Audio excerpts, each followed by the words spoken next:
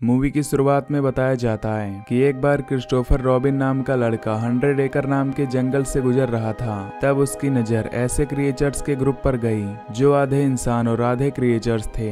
इन creatures का नाम आईओरे, owl, rabbit, piglet और विनी द पूह था। इन सब की खतरनाक शक्ल सूरत होने के बावजूद भी क्रिस्टोफर उन सभी से दोस्ती कर लेता है और उनके लिए डेली खाना लाकर उन्हें खिलाने लगता है, जिससे वो सभी इंसानों जैसा बिहेव करने लगते हैं और खाने के लिए क्रिस्टोफर पर डिपेंड हो जाते हैं। लेकिन जब क्रिस्टोफर बड़ा होता है तो वो डॉक्टर बनने के लिए दूसरे शहर में जाने का डिसीजन लेता है। क्रिस्टोफर के जाने के बाद सभी क्रिएचर्स उसका इंतजार करते हैं और खाना न मिलने के कारण भूखे रहने लगते हैं। इसलिए जिंदा रहने के लिए वो अपने ही साथी आईओरे को अपना खाना बना लेते हैं। इससे उन्हें काफी सदमा लगता है, जिससे वो इंसानों से नफरत करने लगते हैं और क्रिस्टोफर के लिए भी उनके दिल में नफरत पैदा हो जाती है। अब वो सभी जंगली बन जाते हैं। फिर 5 साल बाद का सीन दिखाया जाता है, जहां क्रिस्टोफर अपनी फियांसे मैरी को अपने पुराने दोस्तों से मिलाने के लिए 100 एकड़ जंगल में आता है। यहाँ क्रिस्टोफर मैरी से पूछता है कि क्या तुम्हें मेरे बात करने वाले एनिमल्स फ्रेंड की कहानियों पर विश्वास है, जिस पर मैरी मना करते हुए कहती है कि ये सब तुम्हारी इमेजिनेशन है। अब क्रिस्टोफर मैरी को अपने दोस्तों की जगह पर ले जाता है, जो कि पूरी तरह से बदल चुकी थी।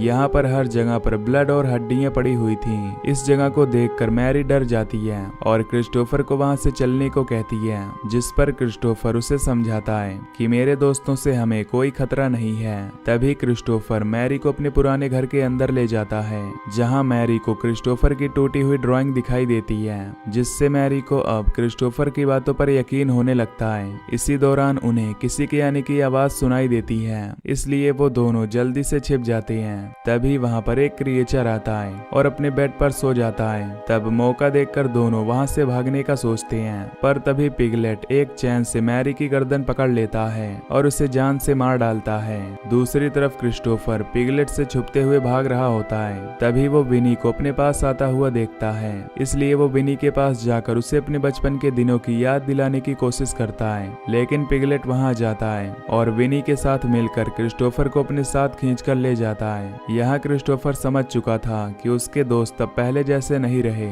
इसी तरह विनी और उसके साथी जंगल में आने वाले इंसानों को मारने लगते हैं, जिससे 100 एकड़ जंगल से लोगों के गायब होने की खबरें फैलने लगती हैं और सभी को उस जंगल से दूर रहने के लिए कहा जाता है। खैर, इसके बाद हम मारिया नाम की एक लड़की को देखते हैं, जिसके साथ अभी अभी एक ऐसा इंसिडेंट हुआ था, इसलिए वो अपनी थेरेपिस्ट के पास बात करने आई हुई थी। असल में एक अनजान आदमी कई दिनों से उसके पीछे पड़ा था और एक दिन उसने मारिया के घर में घुसकर उसे पकड़ने की कोशिश भी की थी, लेकिन पुलिस ने उस अनजान आदमी को पकड़ लिया था। पर मारिया को इस इंसिडेंट के बाद गहरा सदमा लग गया था। यहाँ थेरेपिस्ट उसे वैकेशन पर जाने के लिए कहती है, ताकि मारिया अपनी जिंदगी की नई शुरुआत कर सके।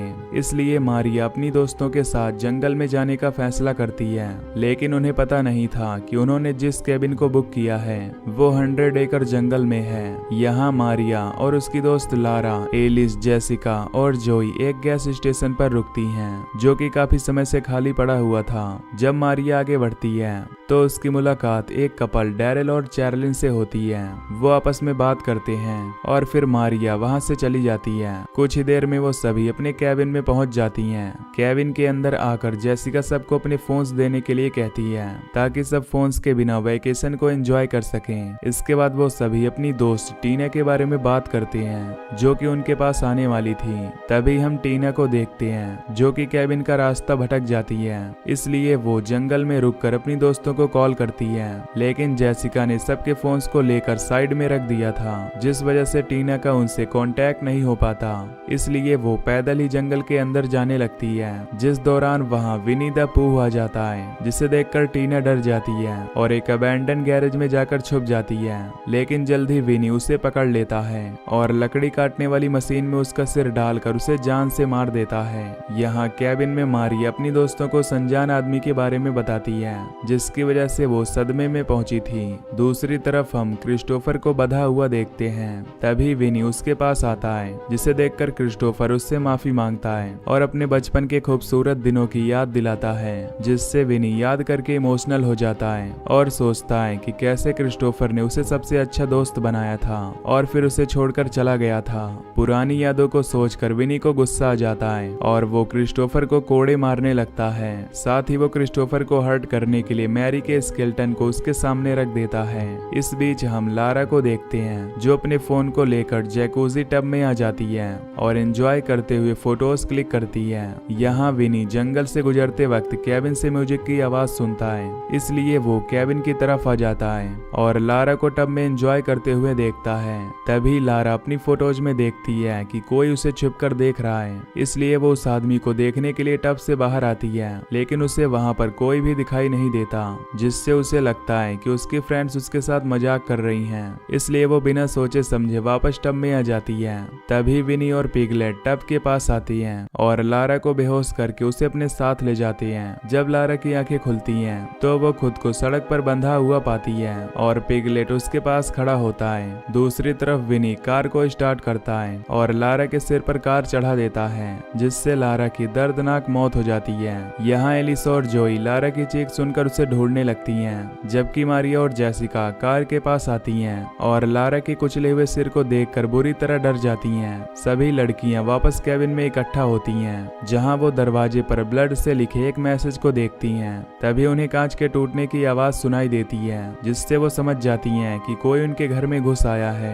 जब वो घर को चेक करती हैं तो उन्हें बाहर विनी दिखाई देता है, जिसके हाथ में एक बड़ा सा चाकू था। अब विनी केबिन की बिजली काट देता है।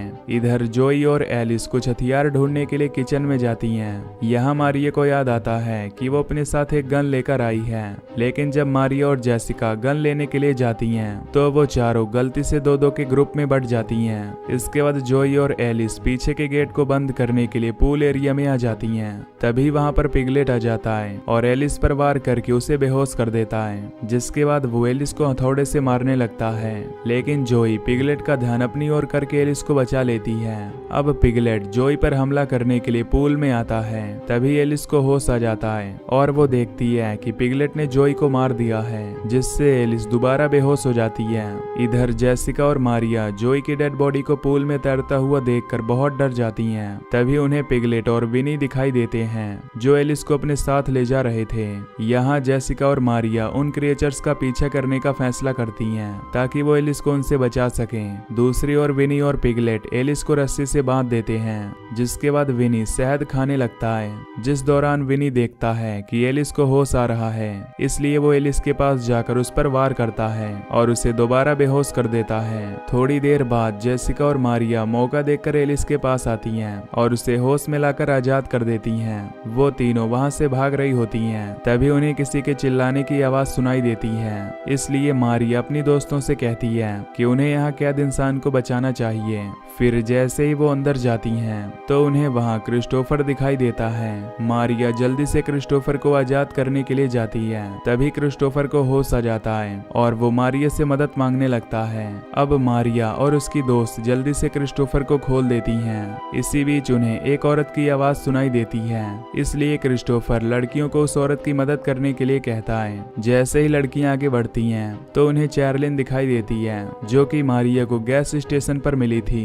यहाँ जेसिका चैरलिन से उन क्रिएचर्स के बारे में पूछती है, जिस पर चैरलिन बताती है कि पहले वाले का नाम विनी है, जो भालू की तरह दिखाई देता है, जबकि दूसरे का नाम पिगलेट है, जो कि एक पिग है। साथ ही बताती है कि वो दोनों टूटी फूटी इंग्लिश बोल सकते हैं, लेकिन ज्यादातर वो चुपचाप रहते हैं। इसके बाद वो चैरलिन को आजाद कर देती है और अपने साथ भागने को कहती है, लेकिन चैरलिन उन क्रिएचर से अपने पति की मौत का बदला लेना चाहती थी, जिसे पिगलेट ने पहले ही मार दिया था। अब चैरलिन मारिया से उसकी गन ले लेती है और क्रिएचर्स को मारने के लिए वहीं पर रुक जाती है। वहीं जेसिका, मारिया और एलिस अपनी जान बचाने के लिए छिप जाते हैं। तभी वहां पिगलेट आता है, जिसे देखकर चैरलिन उस पर गन पॉइंट कर देती है, लेकिन गन चलाने पर उसे पता चलता है कि गन में गोलियां नहीं हैं। इसी दौरान विनी उसके पीछे आ जाता है और उसे धक्का देकर आग में गिरा देता है, जिसके बाद पूह चैरलिन के चेहरे पर शहद डालता है और पिगलेट उसके चेहरे को खाने के लिए बैठ जाता है। तभी एलिस की नजर एक हथौड़े पर पड़ती है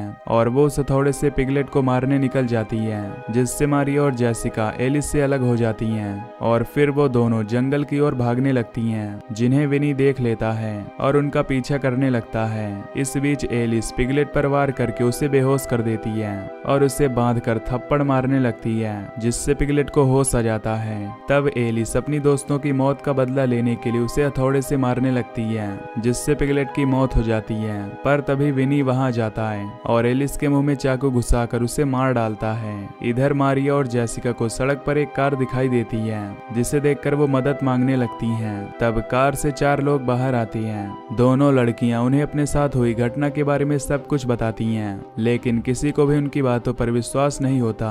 तभी विनी वहां जाता है, जिसे देखकर वो चारों लड़के हैरान हो जाते हैं और उसे मारने का फैसला करते हैं, जबकि जेसिका और मारिया उनकी कार में जाकर छिप जाती हैं और लड़कों को यहाँ से भागने के लिए वार्न करती हैं। लेकिन लड़के उनकी वार्निंग पर ध्यान नहीं देते और विनी के पास जाकर उसे घेर लेते हैं, जिसके बाद चारों विनी पर हमला करते हैं। लेकिन विनी को कुछ फर्क नहीं पड़ता और वो एक एक करके सबको बेरहमी से मार डालता है। अब विनी कार की ओर बढ़ता है, इसलिए मारिया कार से विनी को टक्कर मार देती है, लेकिन इससे भी विनी को कोई ज्यादा फर्क नहीं पड़ता। लेकिन कार की टक्कर के कारण मारिया और जेसिका बेहोश हो जाती हैं। जब मारिया को होश आता है तो वो देखती है कि विनी जेसिका को कार से बाहर खींच रहा है। इसके बाद वो जेसिका को कार के सामने ले जाकर उसका सिर काट देता है, जिसे देखकर मारिया घबरा जाती है और वहां से भागने की कोशिश करती है।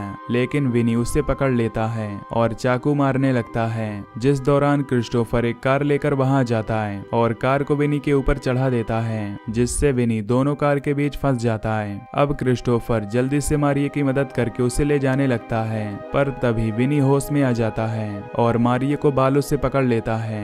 ये देखकर क्रिस्टोफर उससे अपने किए की माफी मांगता है और मारिया को छोड़ने की रिक्वेस्ट करता है। साथ ही वो वादा करता है कि वो हमेशा इस जंगल में उसके साथ रहेगा। ये सुनकर विनी अपना चाकू नीचे करता है और अपनी कसम तोड़ते हुए पहली बार क्रिस्टोफर से बात करता है।